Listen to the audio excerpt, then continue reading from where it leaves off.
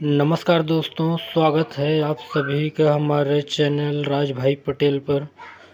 तो आइए दोस्तों, हर रोज़ की तरह आपको बॉलीवुड की अभिनेत्री अभिनेता के बारे में कुछ न कुछ कहानी लेकर आते हैं।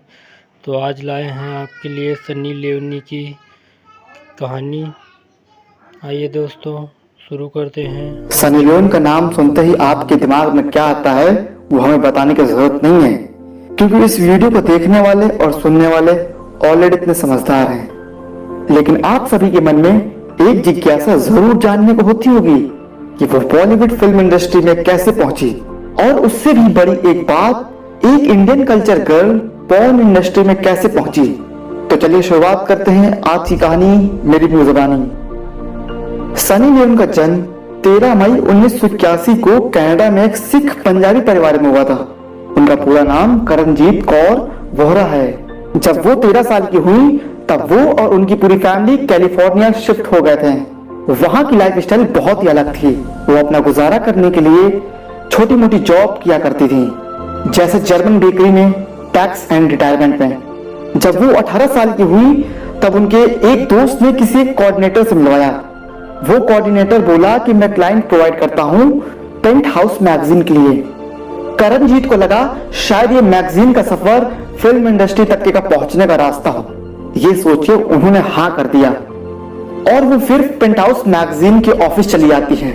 उन्हें ये बिल्कुल भी एहसास नहीं था कि पेंट हाउस एक एडल्ट कंपनी है और वो उनसे एडल्ट फोटो शूट कराना चाहती थी, और उन्हें एक हफ्ते के $15,000 ऑफर किया गया।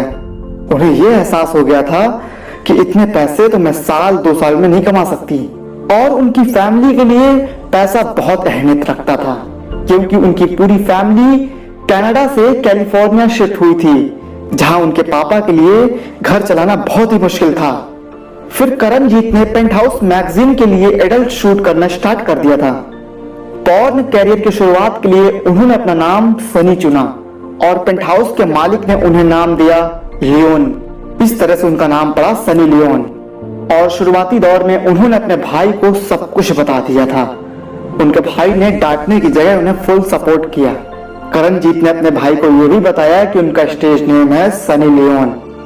अपने माँ बाप की डर की वजह से उन्होंने अपने घर के आसपास की सारी मैगजीन्स उन्होंने खुद खरीद ली थी।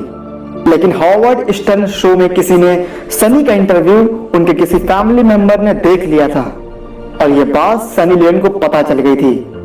फिर उन्होंने डिसाइड किया कि ये बात किसी और से पता चले उससे पहले मैं खुद बता दूं। फिर सनी ने अपने पॉर्न कैरियर के बारे में सब कुछ बता दिया अपने घर में। ये बात सुनकर उनकी मम्मी और पापा के कुछ देर तक तो चुप्पी छा गई थी।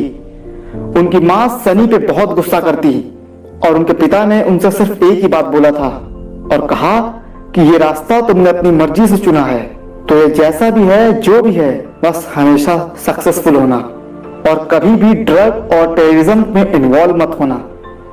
फिर इनके रिलेटिव ने सारे रिश्ते इनके परिवार से खत्म कर दिया था। सनी की माँ बहुत डिप्रेशन में जाने लगी थी। उन्होंने अल्कोहल का सहारा लिया। वो बहुत शराब पीने लगी थी, और वहां सनी लियोन को उस पॉर्न इंडस्ट्री में बहुत अवार्ड से नवाजा गया। तभी उन्हें पता चला कि वो बायसेक्सुअल भी हैं। फिर सनी ने एक वेबसाइट का बिजनेस डाला। उस वेबसाइट पर 80% लोग भारत के ही होते थे। फिर इसी एडल्ट फिल्म इंडस्ट्री में उनकी मुलाकात हुई डैनियल वेबर से। उनका खुद का एक प्रोडक्शन हाउस भी था और वो एक म्यूजिशियन भी है। फिर दोनों ने एक दूसरे के साथ एडल्ट फिल्म इंडस्ट्री में काम भी किया। धीरे धीरे दोनों को एक दूसरे से प्यार होने लगा था। फिर दोनों ने प्लान बनाया एडल्ट फिल्म इंडस्ट्री को बाय बाय कहने का और फिर शादी करने का। लेकिन ऐसा कहते हैं दोनों एक दूसरे को 5 साल तक डेट कर रहे थे। फिर उन्होंने इंग्लिश टीवी शो में भी काम करना शुरू किया, जैसे the girl next door, my fair lady, pirates middleman, और भी बहुत सारे शोज किए। अगर हम बात करें उनके इंडियन सिनेमा की, तो सबसे पहले उनकी शुरुआत बिग बॉस सीजन 5 से हुई थी, और उनको इस शो के लिए $1 लाख एडवांस पे किया गया, और उन्हें अमेरिका से इंडिया आने को कहा गया, और उन्होंने इस शो में लगातार 49 दिनों तक काम किया। सनी का कहना है कि उनके ट्विटर अकाउंट में 8,000 से ज्यादा फॉलोअर्स जुड़ गए थे सिर्फ 2 दिन में ही। उन्होंने पूजा बेदी से कहा था, मैं अमेरिका में 10 साल से पॉर्न फिल्में कर रही हूँ, लेकिन आज तक मुझे इतने फैंस कभी नहीं मिले।